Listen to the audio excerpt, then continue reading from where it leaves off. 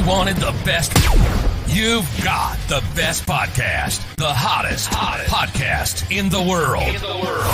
The Chris Voss Show, the preeminent podcast with guests so smart you may experience serious brain bleed. The CEOs, authors, thought leaders, visionaries, and motivators. Get ready. Strap yourself in. Keep your hands, arms, and legs inside the vehicle at all times, because you're about to go on a monster education roller coaster with your brain. Now, here's your host, Chris Voss. Hi, folks. It's Voss here from the ChrisVossShow.com, the ChrisVossShow.com. Welcome to the big show, my family and friends. We certainly appreciate you guys being here and being part of the big show that we always put on. As always, we have the most amazing guests on the show. And, you want your friends, neighbors, and relatives to be smarter, brighter, be educated, because we've seen some of your relatives, right? You know what I'm talking about. Thanksgiving dinner. I'm sure you guys have wonderful relatives, and no family ever has that one person that's weird. So if you don't, all the better. Send to the Chris Voss Show. Go to youtube.com/Chris Voss, goodreads.com/Chris Voss, the big LinkedIn group, the LinkedIn newsletter, and all that great stuff that we do over there. Today, we have another amazing author on the show. We have the most brilliant minds that come before us, and none of them are me. That's why we have guests on the show. See how that works? I'm smart. Well, let's not push it. She is the author of the newest book that just recently came out, January 2nd, 2023. It Won't Hurt None, a story of courage, healing, and a return to wholeness. Rebecca E. Chandler is on the show with us today. She's the author of a multi-amount of books. We'll find out what multi-amount of books means actually in numbers here in a second. And I just made up multi-amount. Is that like a thing? I don't know. I take poetic license in everything I do, which hides my stupidity, people. So there you go. So we're going to be talking to her in a second. But these are the stories that I love: stories of triumph, stories of overcoming adversity. And, these are the real life lessons we learned in the story of life, because I didn't get an owner's manual. Maybe you did for life, but I didn't. And I'm still very hurt about it. You can tell I'm writing a book about how I'm really upset that no one gave me an owner's manual. And I'm just going to rant in it. So there you go. Rebecca E. Chandler is an author, survivor, and advocate. Her memoir, It Won't Hurt None, a story of courage, healing, and return to wholeness.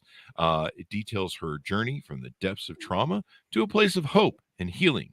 It offers a roadmap for others who are struggling with similar issues. She lived with DID, dissociative identity disorder, and complex PTSD for most of her life, and was often misdiagnosed by medical professionals. However, through therapy and self-reflection, which I think everyone needs at this point, Rebecca was able to heal and reclaim her voice and power. Of course, my psychiatrist just recommends a full lobotomy of frontal. Welcome to the show, Rebecca. How are you? I'm great. How are you? I am good. It's a wonderful morning, and I'm engaging a wonderful discussion with you.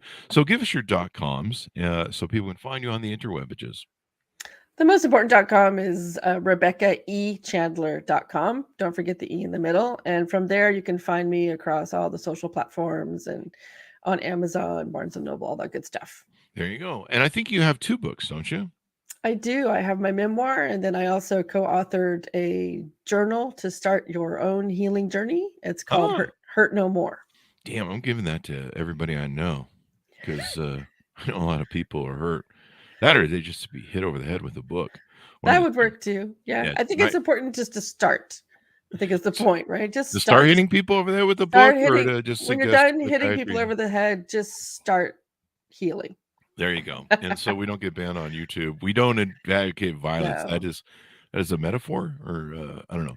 Yes. We're just a strong metaphor. Just verbally hit them over the head with the book. So there you go. Just send them a link to her book on Amazon. So what motivated you on to write this book, and tell us more about your origin story? So I went through a bit of a medical disaster in 2017. I was living in Kenya, sought some help in Dubai, and that surgical procedure went terribly wrong for lots of reasons. And as a result of that surgery, I slipped into metabolic syndrome, which means my entire metabolic system just decided to check out. Wow.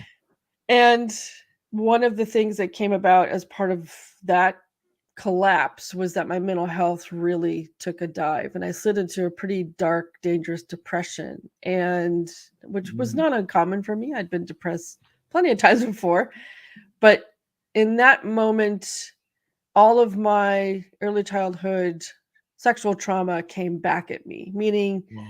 a lot of stuff that I had repressed or had thought I had dealt with just started flooding into my mind. And I just, at one point, I was really losing my mind. And I just thought, you know what, I should sit down and write something. And I wrote about 40,000 words in a couple of days. Wow. And that was the start of it. Nice. Had you dealt with your childhood trauma before this point? Had you addressed it or gone to psychiatry? So yeah, I put myself into therapy when I was 19. That was the first time that I went into therapy. Then again, I tried different modalities, but back in the day, I'm 53, so it's quite a while ago. Talk therapy was the most available form of therapy. And then a few years later, I went back into talk therapy and did some more talking, which is, I think, interesting to talk about at some point. Was the fact that talk therapy, it's very event based, and you talk about things. You don't necessarily heal them. Yeah. And then as I got older, and I tried family celestial work, I tried EMDR. What's EMDR? EMDR is rapid eye movement Oh, okay. based therapy. Since I would, I'll call it sensation based therapy. When your eye movement, through your eye movement and some coaching and stuff like that, you can actually kind of retrain how your brain processes things. There you go. I just wanted to clarify that for the audience because EMDR sounds like something you'd take at a rave. Yeah. Maybe it should be something you take at a rave. It's very similar to tapping. If you do any kind of tapping work, EMDR is associated with tapping. Is that where you tap your forehead like this? Yeah, and you tap your shoulders, you do all kinds of things. And it just reprograms your mind to send signals differently. I'm not a doctor, so I can't really get into the specifics of how it works, but it's as a layer to healing, I thought it was really profound. Well, and people that are on Molly at a rave concert probably do the same thing. So there you go. I think they tap before they start sucking on their pacifiers, but probably, I couldn't tell you. We decided to really beat on ravers today. There you go. That's the Well, callback joke of the just show. ended, right? So. Yeah, we just wow. I don't know. People are like, Chris really has issues with people at Coachella. No, I don't. Just I don't know, it just worked in as a joke, people. We just riff off of what comes out. So you go through that, and wait, let me ask you this, because I'm curious about this. When you were in therapy, did you really address the issues, or sometimes, and I'm not accusing you of this, but sometimes people will go into therapy and they really just kind of run the game on the psychiatrist, where they don't really get into the issues, and they don't really do self accountability sort of thing, or there's different issues. There's games you can play with with therapists, because I've done it. Oh yeah, I think the first 6 months of therapy, you're probably lying a good 30% of the time, and wow, I know I was. That's probably a book right there. Yeah. Because if you're coming out of the kinds of trauma that I'm talking about, physical trauma, sexual trauma, that kind of thing, trust is obviously an enormous issue. So it's one thing for me to sit in the room with a good therapist and have a solid conversation, but for me to actually tell you how I'm feeling, or actually tell you about the demons running around in my mind, that takes a lot of trust. And if I don't have trust when I walk in the room, I have to build it. It takes time. So I did talk about my abuse, and I talked about my parents' divorce when I was quite young. And that was, it's interesting that feels like it probably consumed as much time as my abuse. When I first put myself into therapy, I was 19, 20. I wasn't really ready to talk about the details of the abuse. And I think I was just it was kryptonite. It was too much. And then later, when I went back to the same therapist who I talked about in my book called Dr. D, he's really great. And we talked a little bit more about the details, but I think there were a couple of things happening. Trauma was still a new conversation. Mhm. Certainly dissociative identity disorder, which used to be called multiple personality disorder, Oh, was really? not common. So Mhm. I was labeled bipolar at one point because bipolar disorder and trauma share a lot of the same symptoms. Mhm.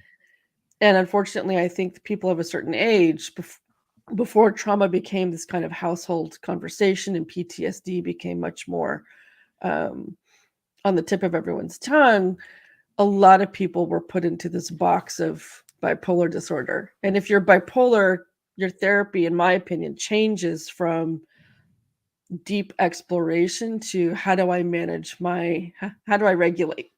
Mhm. So the therapy didn't get into the details until quite a bit later. Hmm.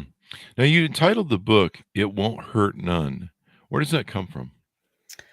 When you're the first person to ask me that question, that's so interesting. That's what we do here at the show. Where Love that question. I mean, Finally. there's a power to it as to why people choose their titles, and so I think it's Yeah. important. When I was being sexually assaulted by my maternal grandfather from the age of 5. And when I was 13, Mhm. there was one evening at my grandparents' house, and we'd had dinner, everyone else had gone to bed, and I was talking to my grandfather. And I got up to go to bed like a normal, and I thought that the assault had ended because it had been a couple of months since the last assault. And he reached at me and he grabbed me very aggressively, very violently. And as I was trying to get away from him, he said, let's go out to the trailer. It won't hurt none. Wow, And I fought back. And that night, I fought back hard enough that the violence ended that night. great for you. Yeah. I mean, to finally make that stand. I know what that feels like at age 16. I wasn't being sexually assaulted by my father, but there was a time where the beatings had to stop, Mm. and there was that fight back moment. And I know what that is. And so that title, "It Won't Hurt None," has a lot of power for you because that's the time you took back your power and your freedom. Yeah. And it's the last phrase he ever uttered to me. Mhm. And that meant that even that was an avenue to sexual violence. That was the end of it. The last sentence he ever said to me that even remotely came close to there's going to be violence. So yeah. Yeah. And I'm sorry that happened to you. That this is a tragic thing to happen to anybody. I mean, the one thing that's interesting about the show that I've learned over the years is childhood trauma, especially sexual childhood trauma, can impact a lifetime like nothing else. Like Mm, I've often said that um, childhood sexual assault should be held to a higher punishment than murder, and it should invoke the death penalty because you know the damage it does over a lifetime and lives with is huge. And we've had a lot of authors that have come on the show and talked about childhood trauma and overcoming it, whether it was sexual or just maybe abuse of some type, or mm. you're not set up as a child to deal with the realities of life. You don't understand sexuality. You don't understand, uh, a lot of things. You're just not built to process it. That's why we don't allow people to make certain decisions until they're 18. And so this is tragic. But I like the power behind what you wrote there because it's freeing. Um, did you did one of the struggles you had over the years just admitting that you were a victim and coming to grips with that? Were you able to grasp that early on at 19? I mean, at least you had the foresight to go into therapy at 19. Yeah, I mean, I never forgot the abuse. I didn't repress it, I didn't bury it. Instead my mind created 4 personalities to deal with it. That was my mind's Wow. response. And they were Mhm. called 5, 6, 7, and 13, and they're named for their ages. 5 was my fear. That was the first time I was assaulted. Mhm. 6 was my shame, which was Mhm. I didn't discover until I was in my 50s. Yeah. 7 was my sadness. My parents got divorced when I was around 7, so in addition to sexual violence, there was just upside down inside the house. And Wow. then 13 was my anger. It was when I fought back. So I knew I this is how my mind worked at the time. I'm being abused. This is wrong. I'm gonna have to go see a doctor someday. That's kind of how I thought about it as a teenager. Wow. And then when I was in high school, I identified my personalities. But I didn't know that they were. I didn't know what it was. I didn't know what to do with it. I just knew that they existed. And when I was 19, I became incredibly depressed, and I came really close to following through with self-harm. Hmm. And I thought, this can't be it. This can't be all that my life is supposed to be. So I put myself into therapy. And that's when that healing journey started. But it's so complicated. You talk about, kids aren't really prepared to deal with things. It's like it's more than that for me. It's the fact that from age 5 to 7, let's say, is when you build your fundamental understanding of trust. The foundation for trust is built. So the fact that I didn't have a foundation for trust means that my entire adult life, including through today, I have enormous trust issues, and that bleeds across professional and private parts of my life. So certainly trauma and sexual abuse, you're right.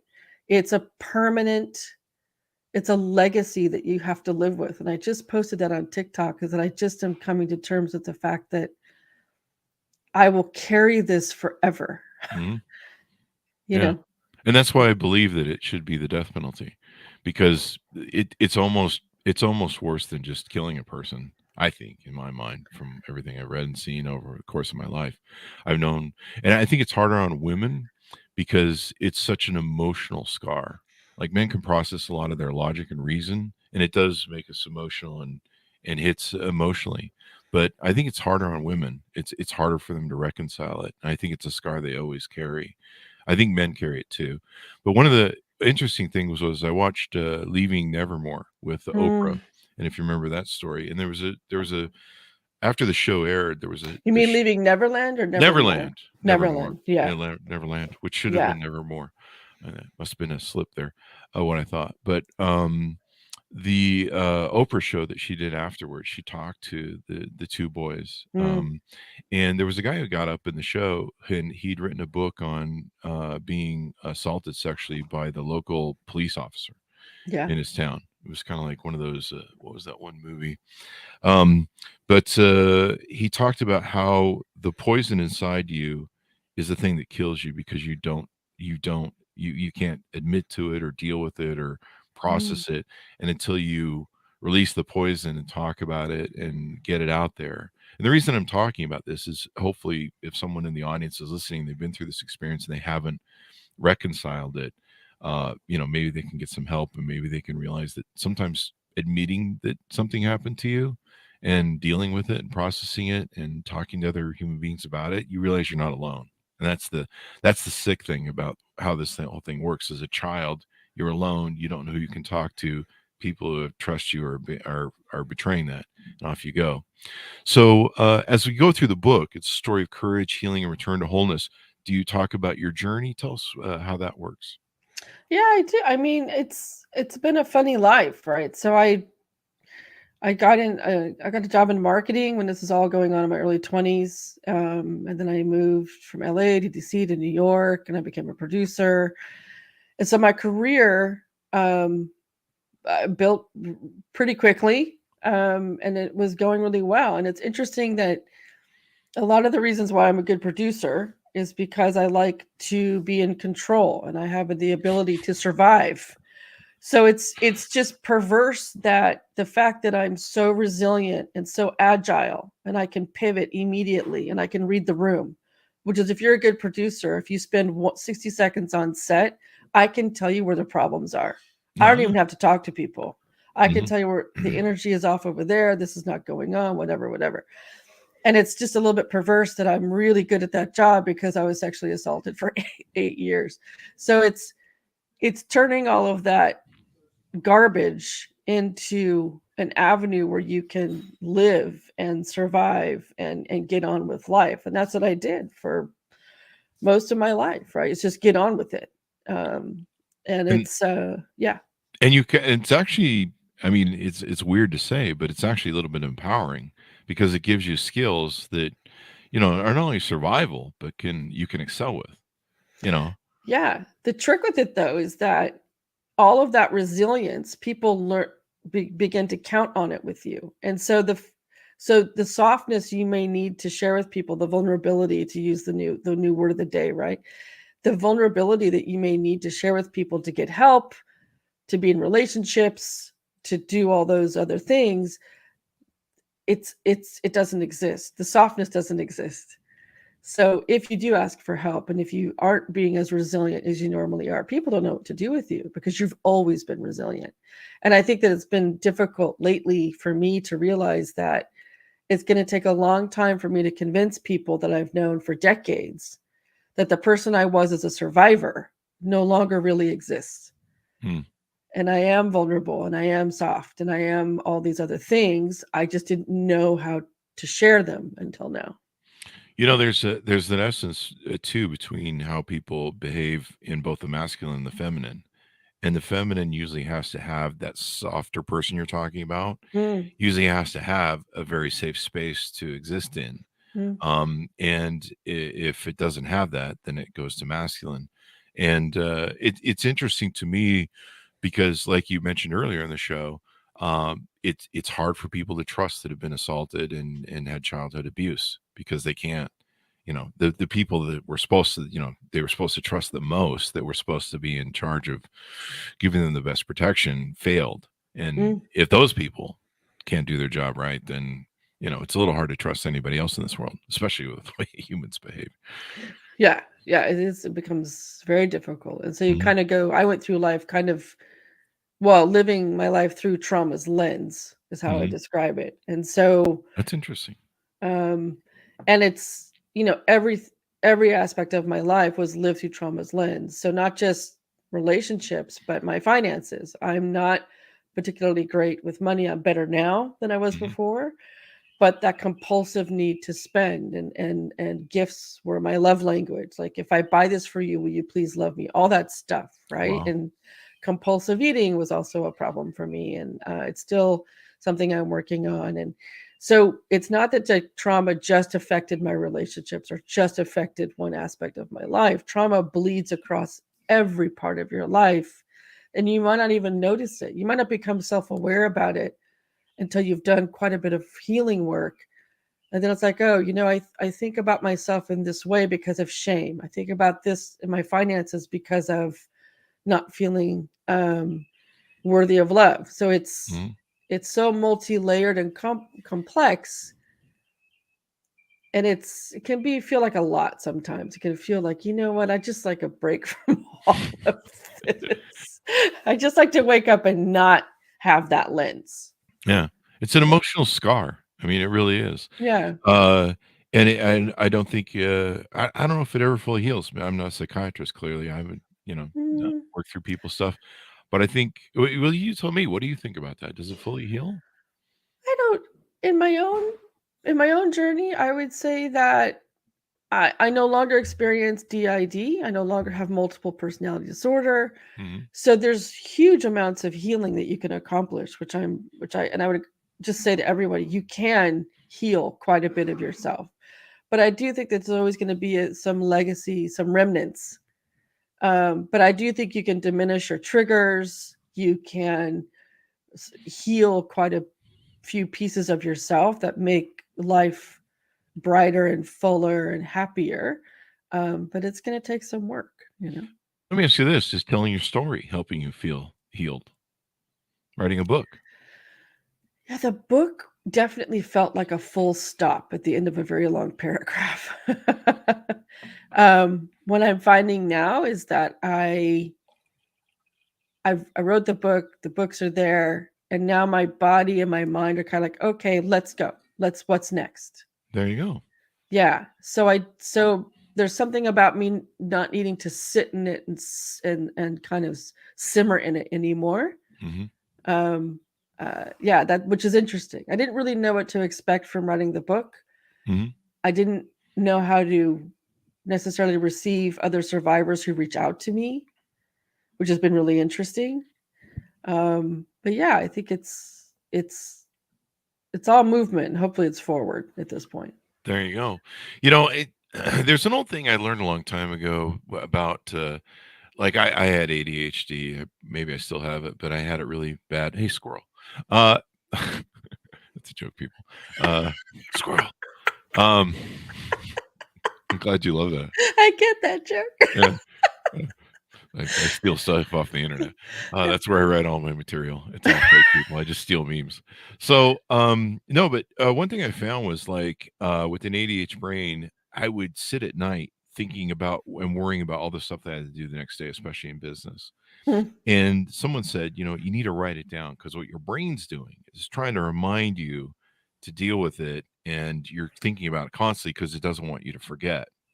And so I found that writing stuff down the night before ended up closing out a lot of that brain activity that's like, hey, make sure you wake up at 8 a.m. or, make sure you make that call or whatever. And so by writing it down, it's like my brain would go, okay, idiot boy's got it written down. So he probably won't forget, or he'll forget that, he wrote it down on the note. But, it's kind of like that same sort of thing where maybe people deal with trauma where they're constantly remembering it. And once you could put it down on paper and set it and say, okay, that's there, it's done. Maybe that can give you some closure. What do you think? Yeah, I think that anytime that you can express your trauma outside of your mind, you're probably going to benefit from that. Yeah. I also think that like my hamster wheel, I don't know what your hamster wheel sounds like in your head. My hamster wheel, when I finally asked my somatic healer about it, I said, I can't stop this loop in my head. It will not stop. It was relentless. And it was about food. It was, don't eat that, eat that. What are you doing? And what's interesting is that it was revealed to me through a lot of work that it was shame. And shame is a really pernicious, destructive voice, because shame is, you have to do this, you have to do that. Or what about this? Or why'd you do that? You. For me, it was the you voice in my head. You made this decision, you made that decision.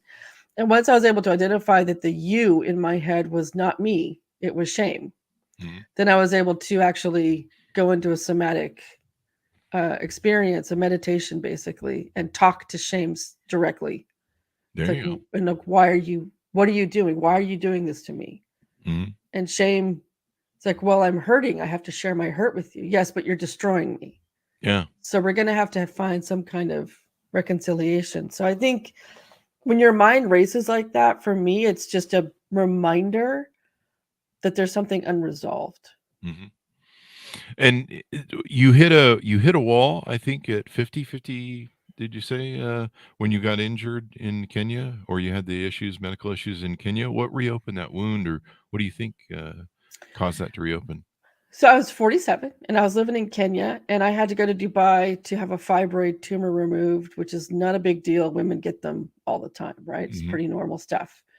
And as a part of the conversation with the surgeon, who I call the cutter in my book because she's a wretched human, we discussed whether or not I should have a hysterectomy. And it was the removal of my uterus, my womb, that sparked this enormous wave of guilt and sadness about not being able to have children. And I knew I couldn't have children. I tried to have children. My womb was so traumatized that I was not able to conceive. So, but I didn't put all that together until the surgery. And then all of a sudden my mind went, what have you done? And I was overcome by the amount of sadness and grief that surgery sparked. Yeah. And the connection back to my abuse and the connection back to my infertility and all those things, it was all about my womb. It was absolutely overwhelming at the time. I can imagine so. I mean, a woman, and her biological self is her makeup, her identity. I had a business partner whose girlfriend had been traumatized at an early age sexually, and at 3, and couldn't have children because of it. And it's so hard because women have that innate nature that keeps the species alive to to reproduce, and the biological clock and all that stuff. So it sounds like, yeah, it was the closing and reconciling of all that. So how did you deal with it? I mean, you mentioned you write about this in the book. I sought out a somatic practitioner in Kenya, and for those who don't know what somatic is the fundamental belief that trauma starts in your flesh, and then it connects with your mind. Hmm. And so if you experience any kind of sexual trauma, physical trauma, whatever, that if you don't fundamentally deal with the traumatized energy that's actually in your flesh, and if you want to read a book called I can talk now, a book called The Body Keeps the Score. That book explains powerfully that trauma begins in your flesh, and the message that's received in your flesh then gets shared with your mind. Now, your flesh can't rewrite that memory. It can't say, oh, it wasn't that bad, or that's okay. Your mind, however, can do a lot with it. And, like, for example, my mind said, you know what, we're going to split this off, create a personality to hold on to that because it's too much. Hmm. So I went through a series of somatic coachings in Kenya, and then I moved to Singapore and then back to LA, where you address the trauma in your flesh and reconcile with your mind so that the two are no longer at odds with each other. Because if my flesh is saying we were traumatized and this happened, and my mind is saying, no, it didn't, or it wasn't that bad, or let's not remember it, there's a disconnect between your mind and body, and it creates friction. And in that friction, you get depression, you get physical health issues, you get all kinds of things because your mind and your body are not in sync. Mm-hmm. And somatic work essentially is a series of really deep meditations, visualizations that are guided by your healer, where in my experience, I confronted my personalities. I got to know them, I talked to them, reconciled with them, and integrated them. I also confronted my grandfather in those meditations. Wow. And we beat the hell out of him in one particular meditation. And so these confrontations and these moments, they're very real to your mind and to your body. Whether the fact that it's all happening in your head is kind of irrelevant.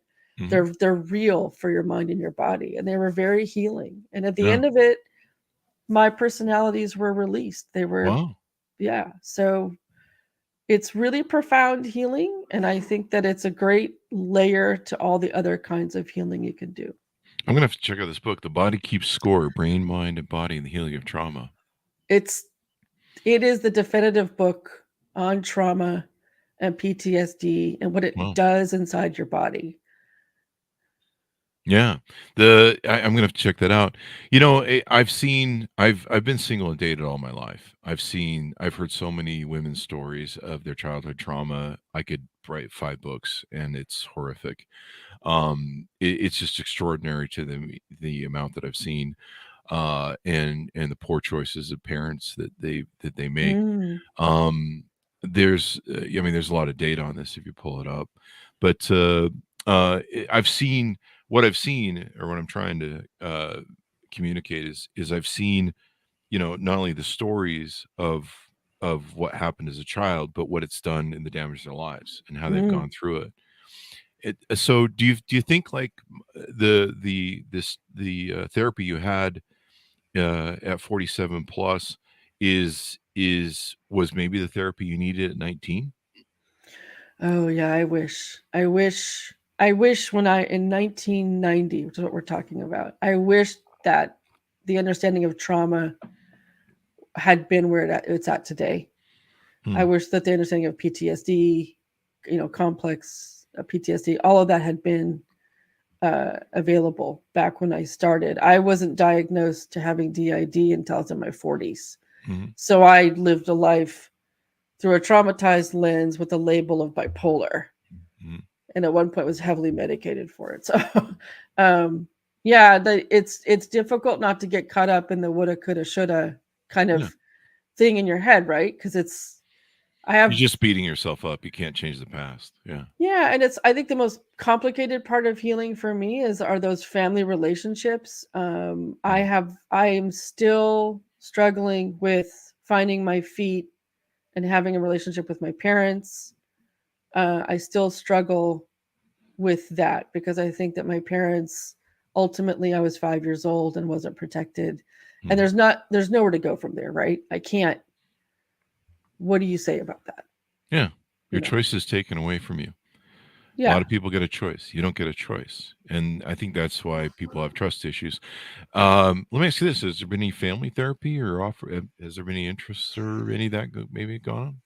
No, my family, unfortunately, I think like a lot of families are largely disinterested. Mm. At the time when I was 20 and I revealed my abuse to everyone, it was a topic of discussion for about a minute and a half. Wow. And certainly for the rest of my life, it hasn't really been a welcome topic of discussion. So, Mm. and that's not uncommon. It's very isolating and sad and disappointing. So one of the things I've had to figure out is how to deal with that. There you go. And so the book's been out for a little while. What's been the response that you found? Have you had other, I think you might have mentioned there might be, people that have suffered abuse have reached out to you. People have reached out to me through social media, and they've kind of championed the idea that I was brave enough to tell my story, which I still find it kind of unusual that the word brave is attached to it. But I find that a lot of survivors reach out and they really just want someone to share with that understands. Hmm. And that's what I find most of all is that people just want to. This one woman on TikTok the other day said, I made a post about something and she's like, this, I don't feel like I'm alone anymore because I've watched this video. And I tried to reassure her, you're never alone. Unfortunately, the statistics are there. You're not alone. Hmm. You're never really alone. And that may be, I don't know. I can't speak for you, but that may be one of the most empowering things that you will do with your life story in the book and your journey is sharing it to people that aren't alone, because people that feel they're alone, they tend to do very bad things to themselves. Sometimes it's drinking, sometimes it's drugs. A lot of people in rehab had childhood trauma, Mm. and that was a surprise. I think it was like 90%. I Yeah, believe it's a I saw crazy number. Yeah. people that are usually largely overweight were sexually abused as a child, because what they're doing is they're trying to make it so they're not attractive to abusers anymore, and so they eat and don't take care of themselves, and they're doing that for it's self-destructive, but they're doing it as a way to protect themselves.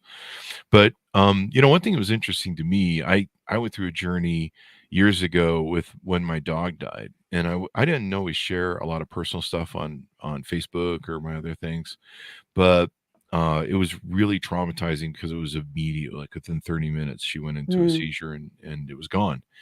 Uh, and it hit me like a brick. And I remember drinking most of a bottle of vodka, pouring out my emotions about it onto a Facebook post, and then spending a half an hour trying to decide if I was going to post it, Mm. because I just thought it was, oh, this is too poor as me. This is too all about me, and I'm just being selfish and whatever. I'm just being emotional and whatever. But it was almost a suicide note because I drank in a lot of vodka and I really didn't want to wake up the next morning. And and so I hit send and then I passed out.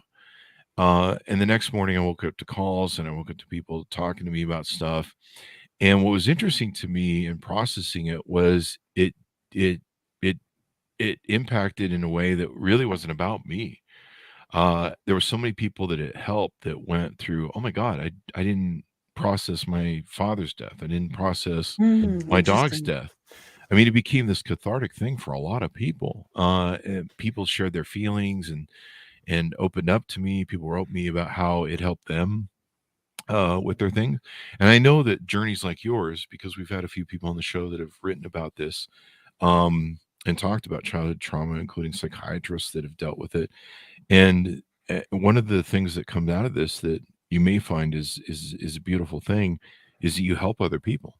I mean, I've had people on my Twitter that told me they were going to commit suicide that day, and something I said that was positive made them not do it. That's crazy to think about, that you would have that sort of impact without really that intention.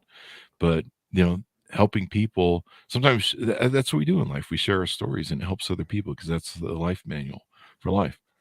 Yeah, I think it's I hope that my story inspires other people. Mostly I really hope this story inspires people to get Help. help. To really, and I try to describe people, I think by and large people are afraid to go into therapy because they're not quite sure what happens in that environment. They don't really trust the environment, right? Trust is Hmm. a big deal. But I would just encourage people to consider the fact that therapy is the one environment you're going to go into where you actually control the narrative. Mm. You control your story. No one's going to replace the words you use. No one's going to tell you it's not true. No, that's not going to happen. And so I think that for survivors, it's really important to know that you've probably never felt like your narrative was ever fully in your control, Hmm. because you've got family who have an opinion or friends who have an opinion or whatever. But in therapy, you're actually totally in control. And I know from my experience, it was like the first time my shoulders actually relaxed. It was the Really? first, yeah, because I actually felt like I'm in a completely objective space that I control. And if Mm. I went in and the first time I met my first therapist, Dr. D, he said, "Tell me why you're here." And I said, "I was abused by my grandpa." And I started crying. That's all I said. I didn't go into the details. I didn't get into the nitty gritty of it for a very long time. Hmm. And I think that people sometimes think that, well, the therapist is going to make me talk about this or the therapist is going to make me do that. No, you're totally in control of that environment. And there's lots of times I'm in therapy now. And once in a while, my therapist will say, well, ask a question or something. And I'll say, you know what? I'm not going to talk about that today Hmm. because I'm in control. And it's pretty liberating when you realize, wait a minute, I this is my story and I get to tell it exactly the way I want to. Yes. Hmm. And it's really freeing. So I just hope that people get help. There you go. Now you've made a journal, a guided companion journal. Tell us about that people can get on Amazon as well.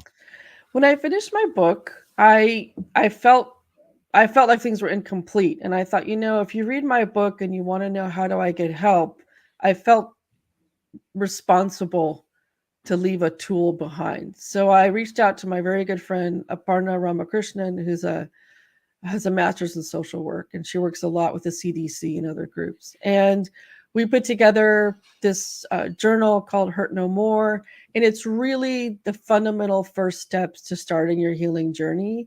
And it guides you through some exercises, gives you some things to think about. And the first exercise or the first step is just write it down. You don't have to Hmm. say it. You don't have to tell anybody else. Whatever your trauma is, it could be medical trauma, a traffic accident, abuse, violence, verbal abuse, whatever it is, just write it down. And sometimes in just writing it down, a lot of people haven't been able to do that. Hmm.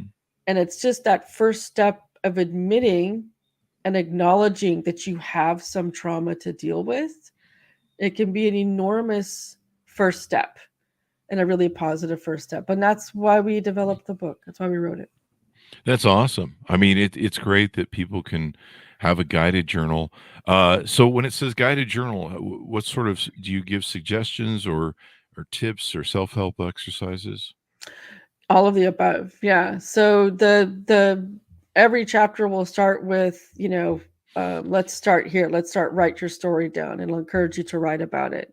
And then it'll go into a kind of introspective from me about what it took to first acknowledge my abuse and write it down. And then we'll offer you an exercise to help move to the next step. There's a lot of references in there to meditation. Mhm. I think that meditation is really key to really centering your mind and feeling good. So there's references to meditation, there's references to talking to your bed partner, There's some really helpful resources in the back. How do you talk to your kids? How do you talk to your bed partner? How do you find a good therapist? And it's really just hopefully a tool for people to get started. Mhm. There you go. I love the idea. It helps adults reflect, reframe, and gain control of their lives and voices. Reframing is really important. I've heard people discuss about that. How does it work for you? I, in my own experience, and again, this wasn't something I was aware of for quite some time. There's an enormous layer of shame that gets spread quite thickly across my story, and Mhm. shame is kind of that horrible voice in your head that tells me, for me, it's like, well, you're fat and you're this and you're lazy and you didn't do this and you spent too much money and all the things that shame can say to me. And everyone's shame voice is different. And I think what's really important is that if you're able to create enough space for yourself where you can step away from that voice and look at it a bit more objectively and say, you know what, that's just rubbish. That's just nonsense. Mhm. I'm not this and I'm not that. Then you're reframing the way that you think about yourself. Mhm. And the further away you can get from your shameful, shame driven voice and your trauma centered voice into a more objective and self loving voice, Mhm. then that's a enormous part of your healing, because I think shame by far leaves the deepest scars. And even I thought I never blamed myself for my sexual assault. I was very clear it had nothing to do with me. I still carried a lot of shame about it. Mhm. And to be able to reframe and get away from the shame of abuse is an enormous journey. I think that people hopefully can engage and just know that it's going to take a lot of time. Yeah. Shame is the worst. Shame is the most lasting and the most complicated, I think. Let me ask you this. I was having problems with my ADHD and my obsessive compulsive things, and Mm. I was out of tune to a point that I just my dogs would come to me, and I just wasn't. I was just like, I don't know. I was in this haze of life, and someone had suggested me Eckhart Tolle's book, Being Present. You ever check that out? I have not checked that out. Mm. It talks about basically how, being present, ascribing that you can't change the past. It is what it is. And you can't change the future either, really. I mean, you can change the future actually, but you can't spend your time, well, I'll be happy when the future happens, sort of thing. Mm. Your moment is now. The future is technically now. And how you deal with now determines that future. So you can't just sit there and wish into, Yeah. I'm not going to do anything today. I'm going to sit around eating Doritos and I'm going to be a millionaire next week. So, like that. You've got to actually do something now. You've got to Yeah. be present. Momentum's required. Yeah. Yeah, exactly. And in the present, you have to let go. You have to, because my mind was playing all that, the crap that Mm. ADHD does, and you're spending all this time. I remember when I first went in for depression and was put on Zoloft, which is I think a form of Prozac. My therapist says, you think about the same things every day at the same time every day, and I go, no, I don't. Fuck you. You're crazy. You're stupid. And he's like, why don't you go home and journal it? He goes, I know you do. Yeah. And I go, you're full of shit. And so I went home and journaled it. And I was like, in like 11 o'clock, I had topic, same up on deck every single day, 10 a.m., 11 a.m., whatever the thing. I had a whole freaking agenda of rotating anxieties, I suppose you call them. So therapy helps. And this is why I like discussions like this, because hopefully we can help some people and help everyone get the story out and tell you story, which is your story, which is empowering, and you're taking your control back. I think it's interesting. There's a lot of science out there about gut health and how it affects mental health. And I wonder if your digestion, notice the cat, your digestion had anything to do with the timing of those rapid cycles or those mini Mhm. cycles. And I think it's something that people need to consider is what you're eating Mhm. feeds your mind, and it feeds if you're if you have a lot of things in your diet that have a lot of sugar, for example, and everyone knows at this point sugar is pretty evil. um, you get these rapid ups and downs. Well, your mind will follow it, right? because the nourishment that it's receiving is erratic. And so I think healing is complicated and it comes in layers. You can't ignore the physical while you focus on the mental. You really need to heal both. I personally believe that you process trauma. I don't like the phrase of getting over things because I don't think that that's necessarily healthy. I think you get through them. And what I learned, the biggest lesson I've learned in healing over the past few years, particularly with somatic work, is that trauma is energy and it comes at you and you can either deflect it and push it away, which means it's going to come back at you even harder and heavier than ever before. Or you can, for me, I visualize it as a ball of light, let's say, and I catch it and I control it. And then as I push it away from me, so I receive it and I push it away from me and I just say no. So I'm not fighting against it anymore. I'm not asking trauma to go back, double down, and come back at me again. I'm receiving it. I'm letting it pass through me and then it leaves me. And the more that I visualize, if I get a voice in my head that's unkind or impatient or whatever, I literally stop, visualize it as energy coming at me, and I catch it, stop it, and release it, and I move on. And there's an enormously helpful book called The Expectation Hangover, which after you read The Body Keeps the Score, I highly recommend that book.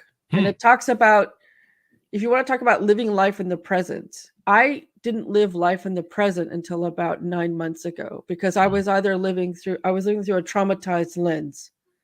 So I was always living 1 foot in the past and 1 foot in the present. And that's just creates conflict in your body and in your mind. And I had to become a whole person again and not have multiple personality disorder and not have all these other things going on before I could actually be in the present and not tethered to my past. And it's something to write a book and talk about living your life in the present, but I don't know what the book talks about, but certainly there are layers you have to go through to get to the point where you're no longer responding to your past. Yeah, definitely. And it's interesting journey. You brought up gut health. We've had authors on the show, at least 2 authors on the show. They're psychiatrists or medical people, and they found gut health affects brain swelling. And there's even one we had on who claimed it tempered a little bit of autism. I mean, it didn't resolve it, but it helped reduce some of the effects of autism. Yeah. I thought that was kind of interesting. This is a doctor who's been doing this for 25 to 30 years. So we don't really put quacks on the show. So he had some interesting data on it and it was an interesting conversation, but yeah, the gut health, there's something in your gut that can directly affect swelling in the brain, which probably doesn't help other things. And yeah, I mean, much of my life I ate very badly. I'm still wearing some of it today, and it probably didn't help the rest of me going on. So that's why it's important to fix that, square that hole too as well. But it's, you make these, I make these choices, and I made choices about what to eat, what to spend, where to live, who to date, all those choices were made through a very sharp, kind of shattered lens that's called trauma. And so it's what's complicated now, and I'm 53 and I'm figuring stuff out, is I now have to convince my body that got used to a set of vibrations that it was comfortable in, right? Not healthy vibrations, but just that's what we're used to. And I now have to convince my body that those vibrations are unhealthy and I want a new vibration. And it's very complicated to convince my mind and body, no, we actually don't want McDonald's. No, we actually don't. We actually want to go to the gym because my body is so comfortable being in this other space. Anything new that's introduced to it, it goes, wait a minute. This is, I don't want this crap. Come on, let's go back to where we feel good. And it's hard to explain to people how it's just not a matter of willpower. Yeah. It's got nothing to do with willpower. Your body's actually designed to keep you on a temperate balance with what it's used to. It's actually Yes. yeah, it's actually designed that way for a reason. Yes. It's not always healthy, but that's not the way the robot was built. So, you've got to hack the robot. But yeah, Yeah. what I found is, since I turned 50, I gave up drinking. I didn't give it up. I never had a problem, but I definitely abused it. I never needed it or jonesed it, but I was abusing it. Mm.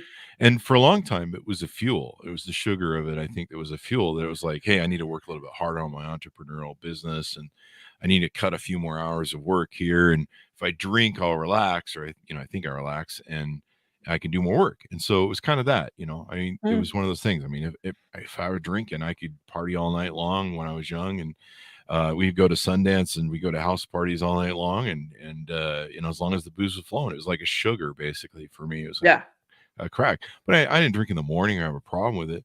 But I just realized I was using it for a crutch. And I've also done the same thing with my diet, where I've lost weight.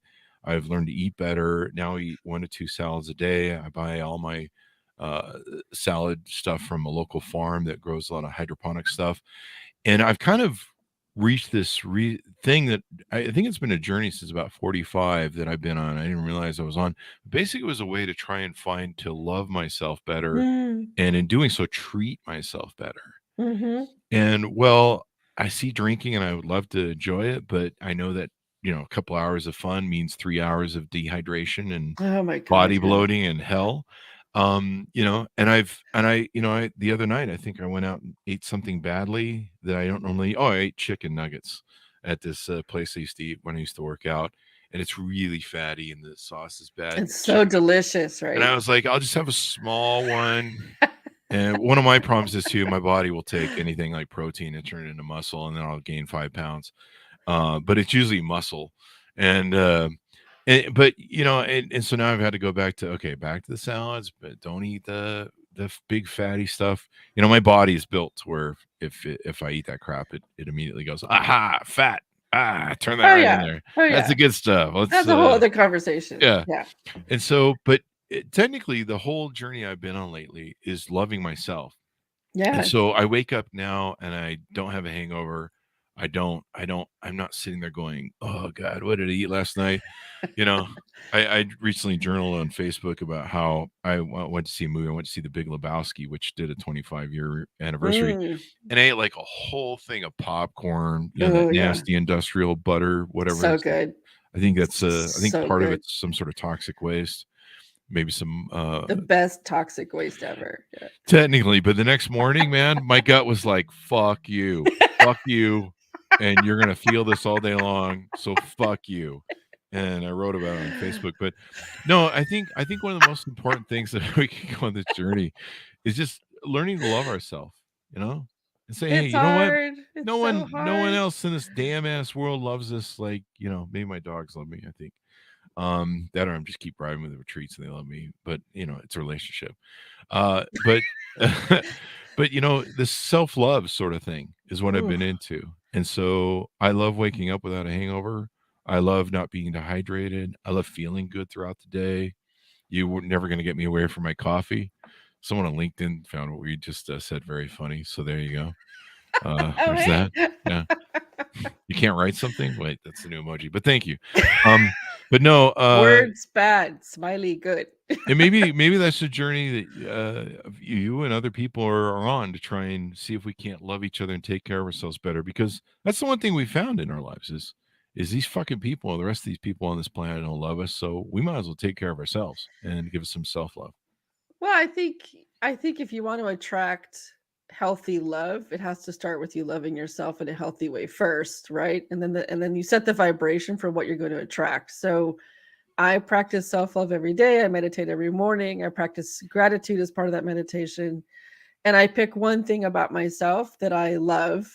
And this used to be really difficult for me. I gained 80 pounds as a result of my surgery and all that stuff. And I'm not happy with the way I look. But I started picking one thing about me that I loved. And that's what I practice every day. And that it makes There a you go. huge difference. Yeah. And is that incorporated into the journal? Yes. There It's you a go. whole chapter. There you go. You may sell more books of the journal than you will of your story. I doubt that one. Great. Whatever. No, Good. I mean, I'm glad you've given people not only a book about your story, you've told your story, it empowers you, it gives you control back, it becomes your story and not what somebody else's story of what they did to you, and there's empowerment there, and then also you've given people tools to help themselves, and this is how we learn. I mean, the one thing I've learned about all the authors and people we have on the show is that there is no life user manual, owner's manual. And so stories, movies, TV, books, all these things that we learn from are the ways that we kind of learn life. We learn about Yeah, behaving in life. We also learn that we're not alone. And that's an important aspect that I hope people listen to the show. And if they know people who have trauma, make sure they don't feel alone, because that's the worst thing is when you it feel is. like you're the only person in the world and your head's all messed up in that way where it's going, what, I don't matter, or I don't have value, Yeah, and that's not the right place to be. it's when you lose people. Yeah, You do, yeah. and we certainly don't want that to happen. So a great journey we've been through with you on the show. Anything more you want to tease about the book before we go? No, just know that there's hope at the end. There In you go. life and in my book, there's hope at the end. So I love that message. There's hope, and that's what's the old saying? Life springs eternal from hope. So there let's you hope go. so. I see what you did there. There you go. Get it? Get Rebecca, it? Rebecca, it's been wonderful to have you on the show. Thank you for coming on. Thank you so much. There you go. And let's get a plug out for your .com so people can find you on the interwebs too as well. Rebecca E Chandler.com. Don't forget the E in the middle, and you can take it from there. There you go. And folks, order up the book wherever fine books are sold, and the journal. The story is It Won't Hurt None, a story of courage, healing, and return to wholeness. And if you're suffering from issues and stuff, reach out, talk to a psychotherapist and help, or psychotherapist.